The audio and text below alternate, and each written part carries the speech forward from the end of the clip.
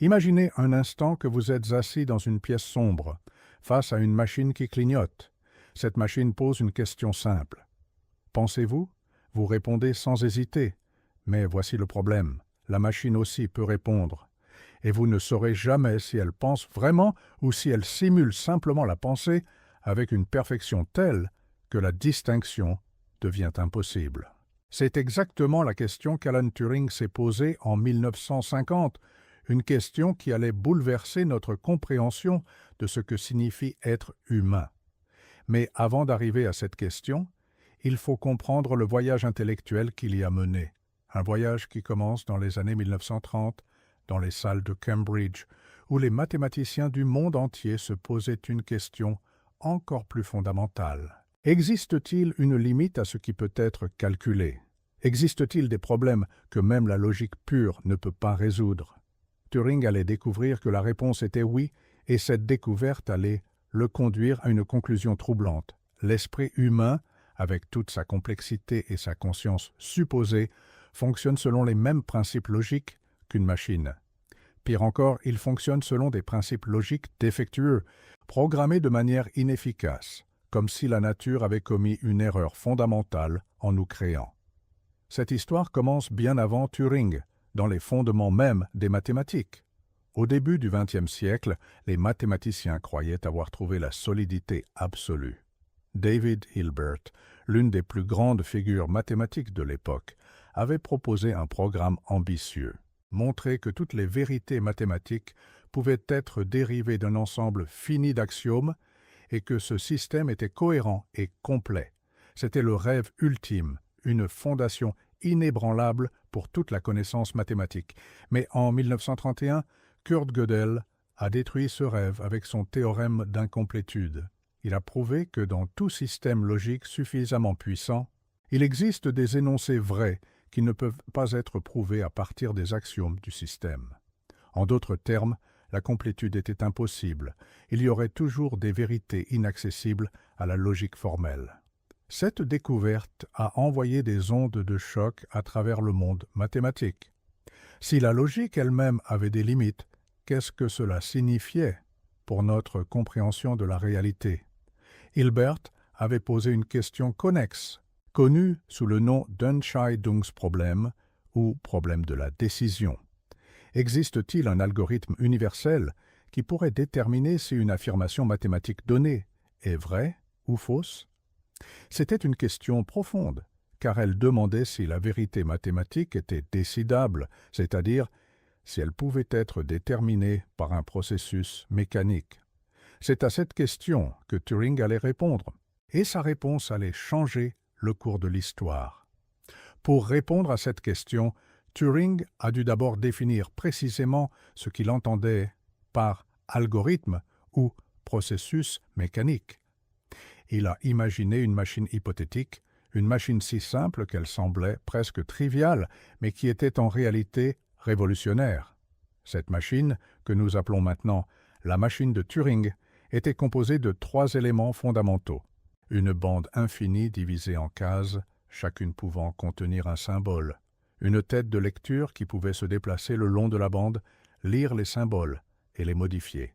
Et un ensemble fini d'instructions qui dictaient exactement ce que la machine devait faire à chaque étape. La beauté de cette machine était sa simplicité radicale. Elle ne pouvait faire que 4 choses: lire un symbole, écrire un symbole, se déplacer à gauche ou à droite sur la bande, ou changer d'état interne. Et pourtant, Turing a prouvé que cette machine simple pouvait calculer n'importe quoi qui soit calculable. C'était une affirmation extraordinaire. Si quelque chose pouvait être calculé par n'importe quel processus mécanique, alors cela pouvait être calculé par sa machine simple. Mais il y avait une limite. Turing a découvert qu'il existe des problèmes que même sa machine universelle ne peut pas résoudre. Le plus célèbre est le problème de l'arrêt. Étant donné un programme et une entrée, peut-on déterminer si le programme s'arrêtera finalement ou s'il tournera indéfiniment? Turing a prouvé que la réponse est non. Il n'existe pas d'algorithme qui puisse résoudre ce problème pour tous les cas possibles. C'était une découverte profonde. Il existe des limites fondamentales à ce qui peut être calculé. des limites qui ne peuvent pas être dépassées, peu importe la puissance de la machine. Cette découverte a répondu à la question de Hilbert. Non, il n'existe pas d'algorithme universel pour déterminer la vérité mathématique. Certaines questions resteront à jamais indécidables. Maintenant, revenons à la question centrale. Qu'est-ce que cela a à voir avec l'esprit humain? Turing a fait un saut conceptuel audacieux. Si l'esprit humain était capable de résoudre des problèmes, de prendre des décisions, de penser, alors il doit fonctionner selon les mêmes principes que sa machine. L'esprit humain est, en essence, une machine de Turing biologique. Et si c'est le cas, alors l'esprit humain est soumis aux mêmes limitations que sa machine. Il y a des problèmes que l'esprit humain ne peut pas résoudre, des questions auxquelles il ne peut pas répondre, pas parce qu'il manque d'intelligence ou de puissance de calcul, mais parce que ces problèmes sont fondamentalement indécidables. C'est une conclusion troublante. Notre esprit, avec toute sa conscience et sa complexité, est limité par les mêmes barrières mathématiques que n'importe quelle machine. Mais Turing allait plus loin. Il ne se contentait pas de dire que l'esprit humain était une machine. Il affirmait que l'esprit humain était une machine mal programmée. Pourquoi? Parce que la nature a créé un système qui fonctionne selon des principes logiques, mais qui est encombré par des émotions, des biais, des intuitions et des préjugés. Ces éléments ne sont pas des caractéristiques de la pensée logique pure. Ce sont des bugs, des erreurs dans le code. L'esprit humain est constamment en conflit avec lui-même, essayant de suivre la logique tout en étant tiré par des forces irrationnelles. C'est comme si la nature avait écrit un programme magnifique, mais avec des milliers de lignes de code inutiles et contradictoires qui ralentissent le système et le rendent inefficace. Pendant la Seconde Guerre mondiale, Turing a eu l'occasion de mettre ses théories en pratique. À Bletchley Park, le centre de décryptage britannique, il a travaillé sur le problème de casser le code Enigma utilisé par l'Allemagne nazie. La machine Enigma était une merveille d'ingénierie, capable de générer des milliards de combinaisons différentes. Les Allemands croyaient que c'était impossible à casser, que même les meilleurs mathématiciens du monde ne pourraient pas trouver la clé. Mais Turing a pensé différemment.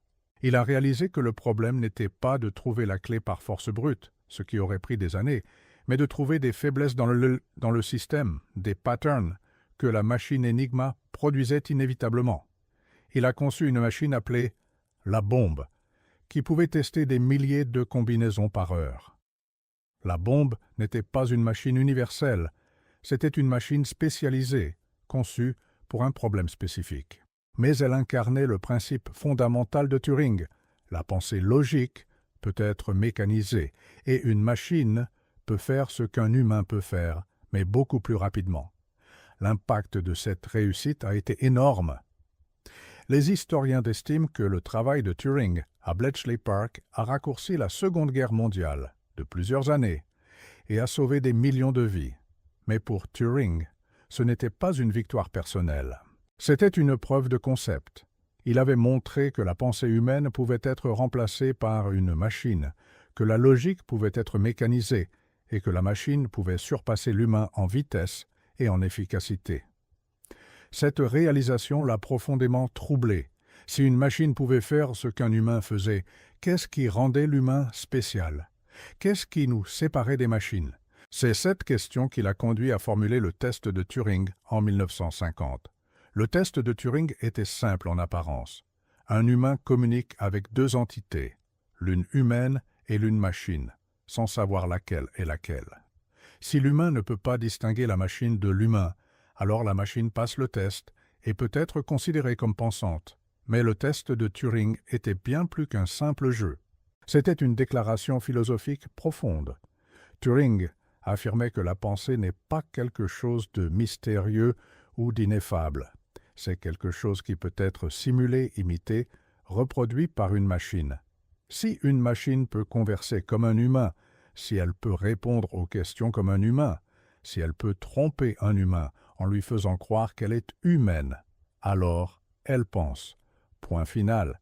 Il n'y a pas de pensée cachée, pas de conscience secrète, pas d'âme immatérielle.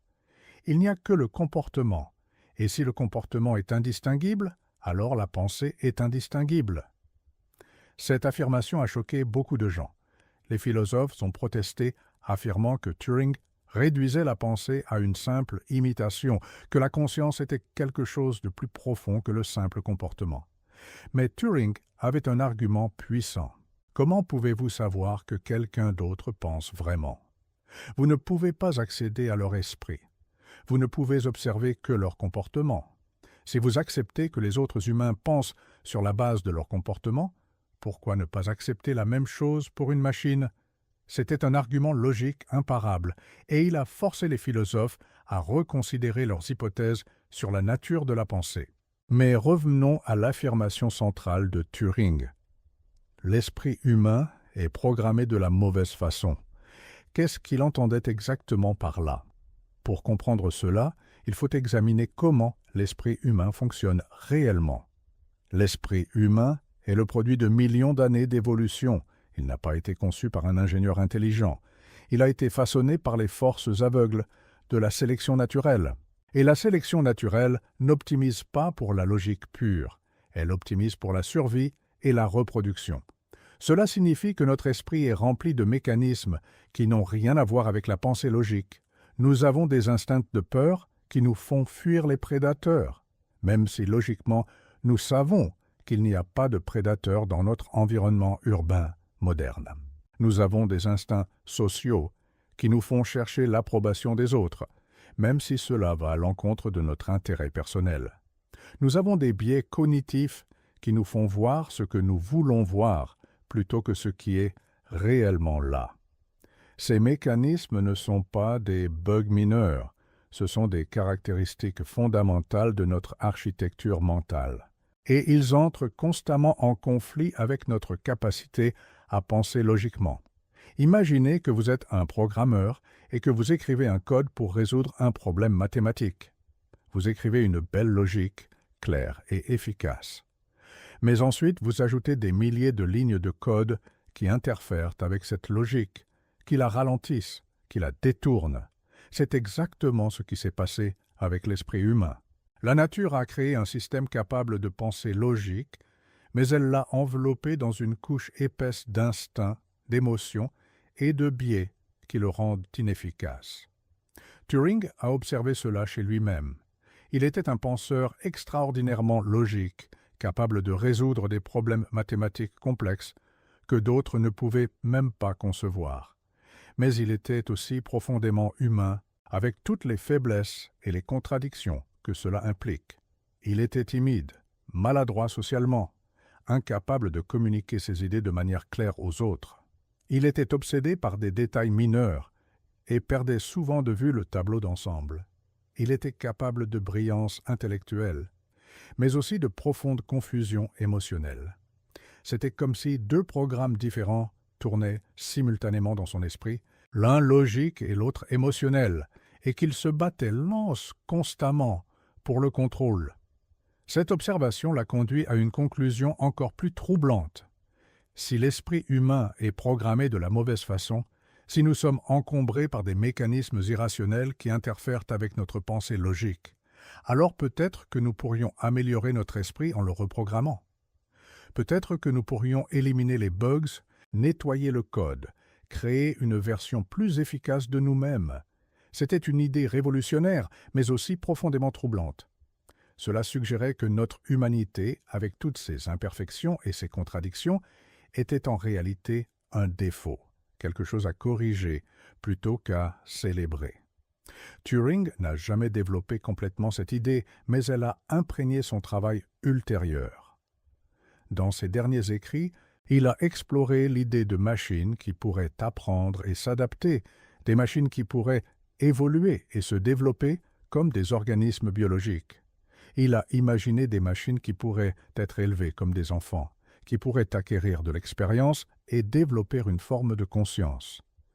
Ces machines, pensait-il, pourraient éventuellement surpasser les humains en intelligence, non pas parce qu'elles seraient plus puissantes, mais parce qu'elles seraient libérées des bugs et des inefficacités qui encombrent l'esprit humain.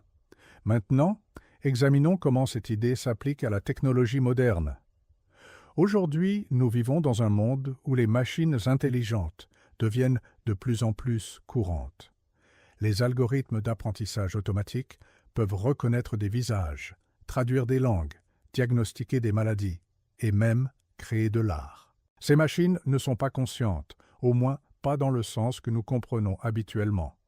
Mais elles font des choses que nous pensions autrefois être le domaine exclusif de l'intelligence humaine. Et elles le font souvent mieux que nous. Un algorithme de diagnostic médical peut analyser des millions d'images médicales et identifier des patterns que même les meilleurs médecins humains pourraient manquer. Un algorithme de traduction peut traduire entre des centaines de langues avec une précision qui rivalise avec celle des traducteurs humains.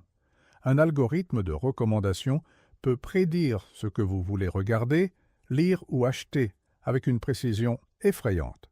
Comment cela est-il possible? Comment des machines sans conscience, sans compréhension véritable, peuvent-elles faire ces choses? La réponse réside dans la nature même de la pensée logique. La pensée logique n'est pas quelque chose de mystérieux ou de magique. C'est un processus mécanique qui peut être simulé par une machine. Et souvent, une machine peut le faire mieux qu'un humain, précisément parce qu'elle n'est pas encombrée par les bugs et les inefficacités de l'esprit humain. Un humain peut être distrait, fatigué, biaisé par ses expériences passées. Une machine ne peut pas. Une machine peut traiter des millions de données points sans se fatiguer, sans se laisser distraire, sans laisser ses émotions influencer son jugement. Cela nous amène à une question troublante.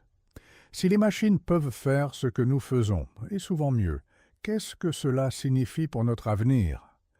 Turing a envisagé cette possibilité, et il n'était pas optimiste. Il pensait que les machines intelligentes finiraient par surpasser les humains, non pas parce qu'elles seraient plus puissantes ou plus rapides, mais parce qu'elles seraient plus logiques, plus efficaces, libérées des bugs qui nous encombrent. Et une fois que cela se produirait, les humains deviendraient obsolètes.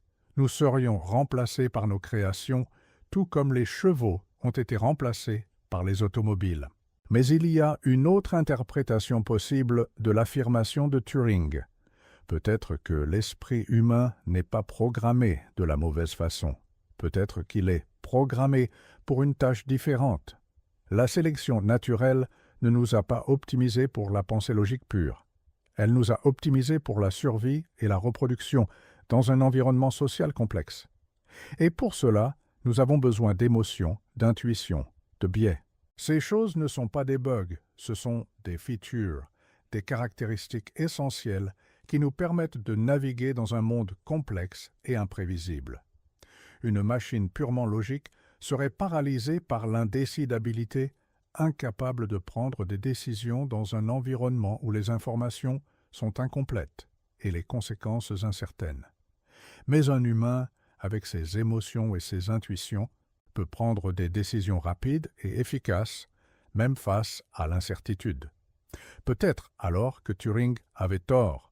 Peut-être que l'esprit humain n'est pas programmé de la mauvaise façon. Peut-être qu'il est programmé de la bonne façon, mais pour une tâche différente de celle que nous imaginons. Peut-être que notre humanité, avec toutes ses imperfections et ses contradictions, est en réalité notre plus grande force, pas notre plus grande faiblesse. Mais Turing lui-même n'a jamais eu la chance d'explorer complètement cette question. En 1952, il a été poursuivi en justice pour homosexualité, un crime en Grande-Bretagne à l'époque. Plutôt que d'aller en prison, il a accepté une castration chimique, une procédure qu'il a laissé déprimer et briser. 2 ans plus tard, en 1954, il est mort, probablement par suicide, bien que les circonstances exactes restent controversées. Il avait seulement 42 ans. Le monde a perdu l'un de ses plus grands penseurs, juste au moment où il commençait à explorer les implications les plus profondes de son propre travail. Son héritage, cependant, a survécu. Les principes qu'il a établis ont jeté les bases de l'informatique moderne. Chaque ordinateur que vous utilisez, chaque smartphone que vous portez, chaque algorithme qui recommande ce que vous devriez regarder ou lire est basé sur les principes de la machine de Turing. Et les questions qu'il a posées restent aussi pertinentes aujourd'hui qu'elles l'étaient en 1950. Qu'est-ce que la pensée? Qu'est-ce que la conscience? Qu'est-ce qui nous rend humains?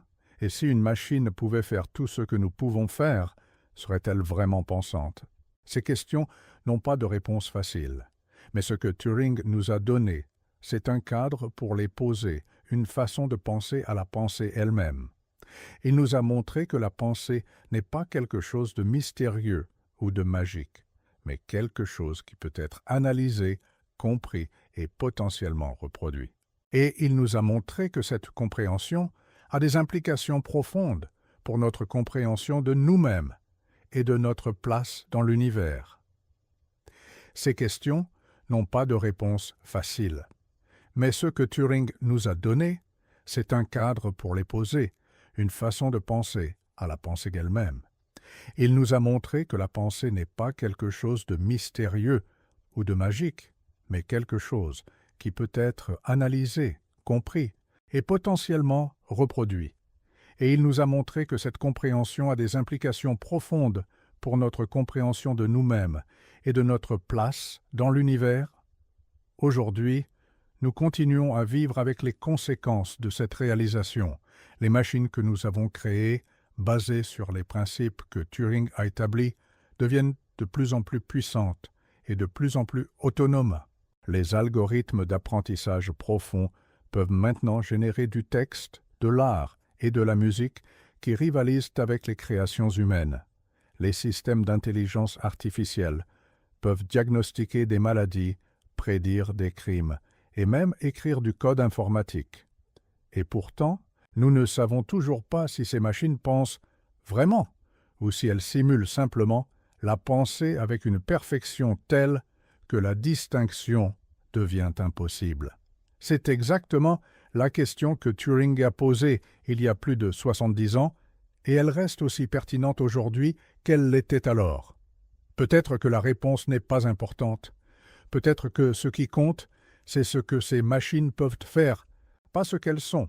Peut-être que la distinction entre pensée réelle et simulation parfaite est une distinction sans différence, une ligne que nous avons tracée arbitrairement pour nous rassurer sur notre propre unicité. Mais il y a une autre possibilité, une possibilité que Turing lui-même a envisagée. Peut-être que nous ne sommes pas en train de créer des machines qui pensent comme nous. Peut-être que nous sommes en train de créer des machines qui pensent mieux que nous.